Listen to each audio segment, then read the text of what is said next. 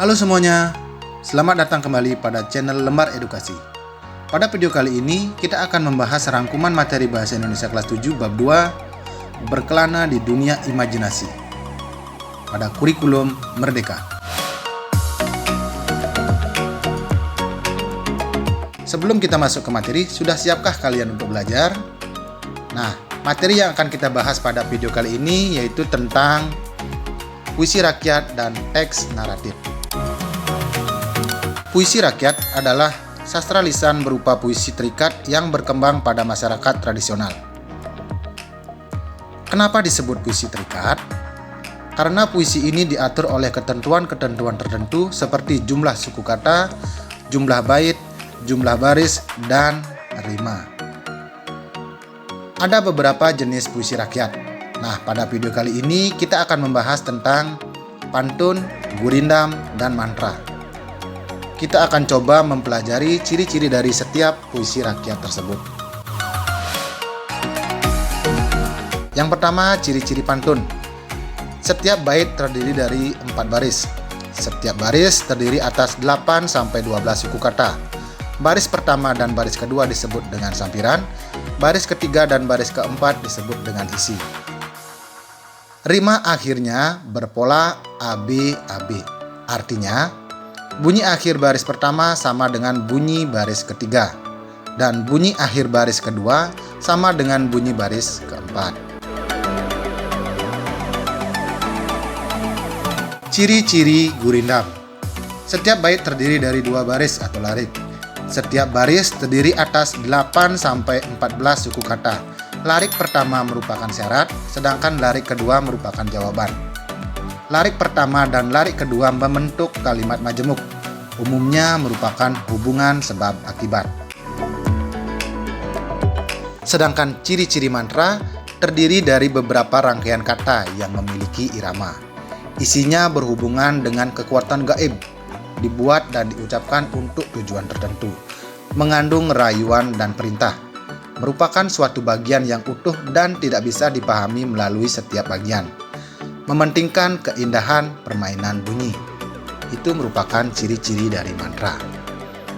Adapun tujuan puisi rakyat, yaitu yang pertama menghibur pembaca, memberikan nasihat, mendidik anak-anak, memberikan isyarat untuk memulai suatu permainan, mengajak dan melarang untuk melakukan sesuatu, menggambarkan perenungan, dan memprotes ketidakadilan yang terjadi di masyarakat. Langkah-langkah membuat puisi rakyat.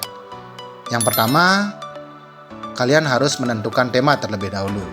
Kemudian, menentukan pernyataan-pernyataan yang sesuai dengan tema yang akan kalian angkat. Yang terakhir, menentukan larik isi dari puisi rakyat yang akan kalian buat. Itu merupakan langkah-langkah membuat puisi rakyat.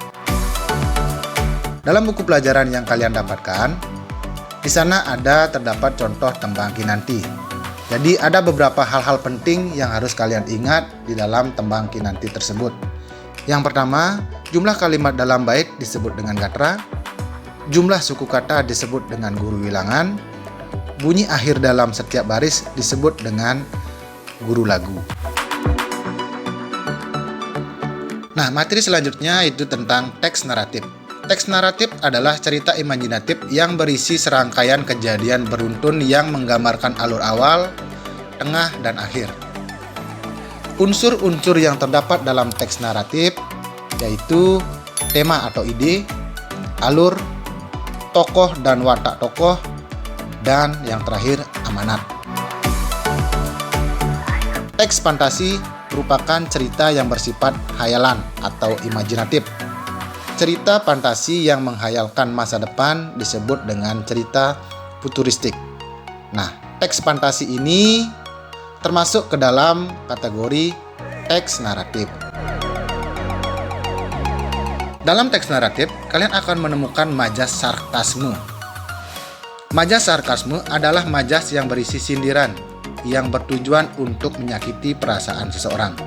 Biasanya, majas sarkasme ini digunakan untuk menggambarkan perilaku tokoh jahat dalam sebuah cerita. Nah, kalian pasti sering membaca cerita. Masih ingat kan? Ada tokoh baik dan tokoh jahat dalam cerita tersebut. Jadi, tokoh dalam cerita naratif bisa dibagi menjadi dua. Ada namanya protagonis dan antagonis. Tokoh protagonis adalah tokoh utama dalam cerita fiksi. Tokoh antagonis adalah tokoh lawan atau tokoh dalam cerita fiksi yang menentang tokoh utama. Selain majas sarkasme, kalian juga akan menemukan kalimat langsung dan kalimat tidak langsung dalam teks fantasi. Kalimat langsung adalah kalimat kutipan seseorang secara langsung. Jadi, ciri-ciri kalimat langsung adalah menggunakan tanda petik 2 pada bagian awal kalimat dan tanda petik 2 pada penutup akhir kalimat. Sedangkan kalimat tidak langsung adalah kalimat yang menyatakan kembali ucapan seseorang. Sekian ringkasan materi pada video kali ini. Mudah-mudahan bermanfaat. Jangan lupa like, komen, dan subscribe channel ini agar lebih bersemangat lagi untuk membuat video-video pembelajaran selanjutnya. Terima kasih.